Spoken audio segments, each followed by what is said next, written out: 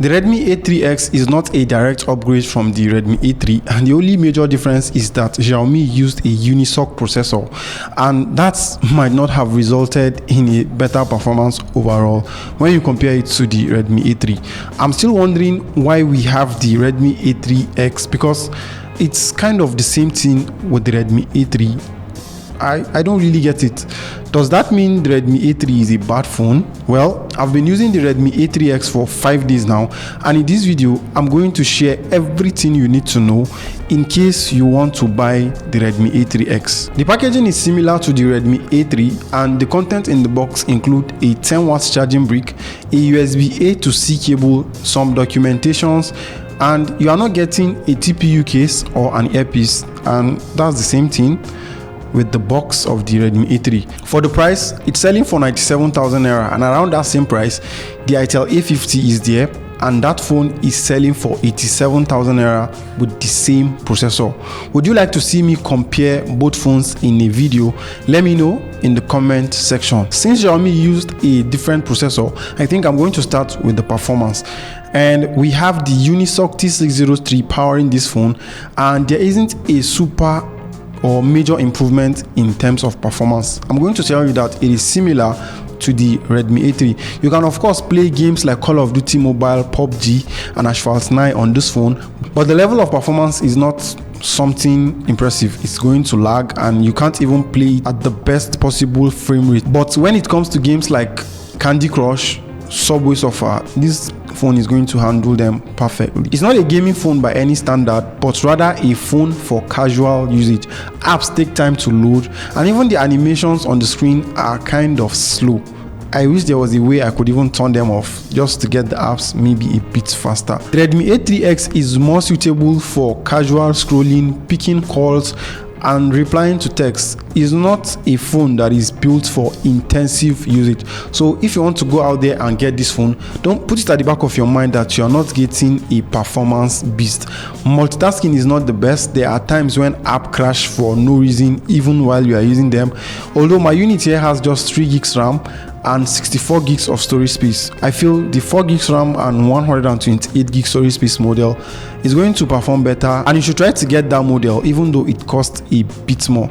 Like I said earlier, the Unisoc T603 processor isn't a fast processor.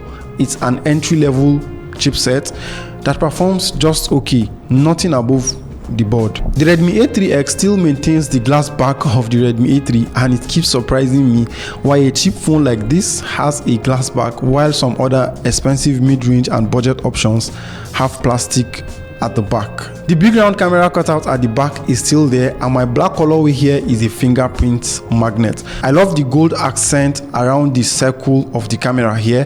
There are other color options, but you're not getting the leather back variant for the Redmi A3X, even though the leather back variant was available for the Redmi A3. Now of course the phone has just one speaker, which is at the top, and next to it you are going to get the headphone ports. At the bottom of the phone you have the USB-C charging port and a microphone. Now the phone has a plastic frame, and you get a side mounted fingerprint scanner, which I'll say is fast. It is actually fast to unlock the phone. Now on the left side you get the SIM card tray, and the phone supports dual 4G SIM cards, and you also get the option to put a memory card if you want. In terms of build quality, I'm going to say this phone is well built. There is no part of the phone that is creaking, and the glass back gives it that premium vibe. But just know that if you go for the black variant, it is prone to fingerprint stains. Now Xiaomi also didn't make any change from the display of the Redmi A3. The A3X comes with the same 6.78-inch IPS LCD display panel with a 90Hz refresh rate and 720p resolution. The display of this phone is also protected by a Corning Gorilla Glass 3, which is rare at this price point. Now the display is flat with no curves or whatsoever, and it is really responsive to touch. One thing that I need to point out quickly is that you need to go to the settings of this phone and turn on the 90Hz refresh rate option in the settings to get a bit more fluidity and faster scrolling on the display. By default it is set to 60Hz, but I feel turning it to 90Hz is going to change the experience in terms of scrolling on the display. You are going to also enjoy streaming videos on YouTube, as you can even stream up to like 1080p resolution, and I must say the colors are quite vivid and sharp.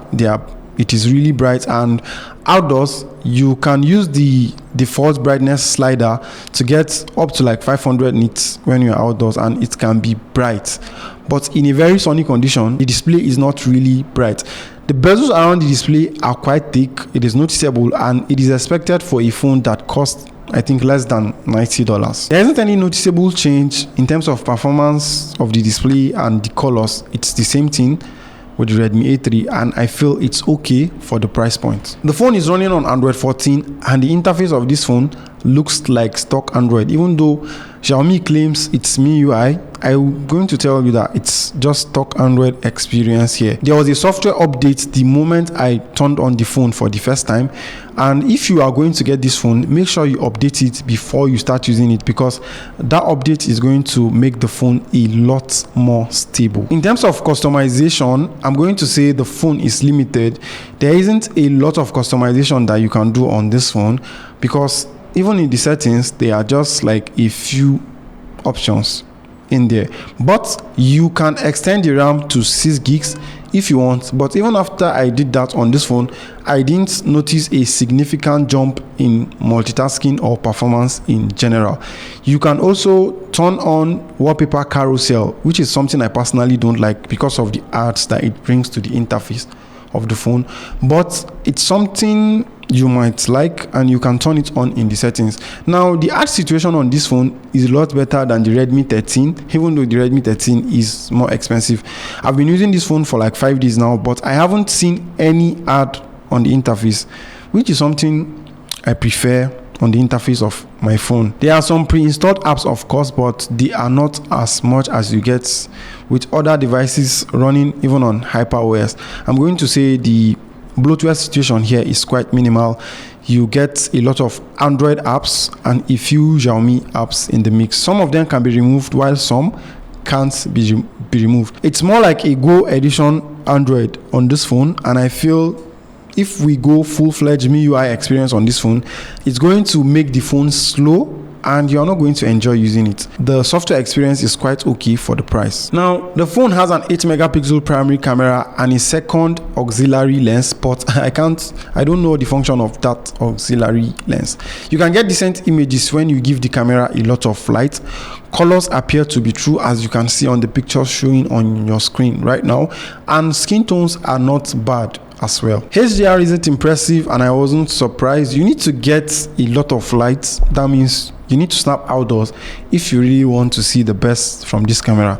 In low light situations, I'm not going to say the camera is poor. At least you can see the images, but if you want to get the best experience out of this camera, then you need to snap a lot of pictures outside. You get portrait mode in the camera app, and the background blur is also decent. The selfie camera is 5 megapixel, and if you snap in the environment with good lights, the pictures are quite decent, and you can even snap portrait pictures with the selfie camera. Now, this is not a camera centric phone, and you shouldn't go out there trying to buy the Redmi A3X and expect like a camera experience that is going to wow you. This phone does not snap super high resolution images, and if you want to snap good pictures with your phone, or you want a phone that will give you good camera experience, then you need to spend a lot more. The battery situation on this phone is 5000 milliampere, and it's one of the best things about the Redmi A3X. Now, it supports 10 watt fast charging, and charging this phone from 0 to 100 takes slightly, let's say 2 hours and above.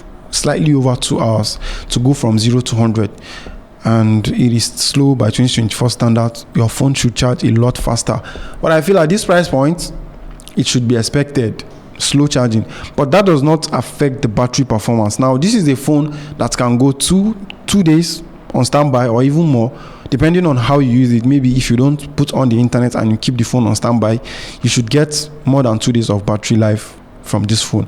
Overall, let's say if you are a heavy user, no matter how you use this phone, you should expect a full day of battery life on the phone, and it's an aspect where I'll say this phone really shines. The Redmi A3X is not an upgrade to the Redmi A3, but rather an option.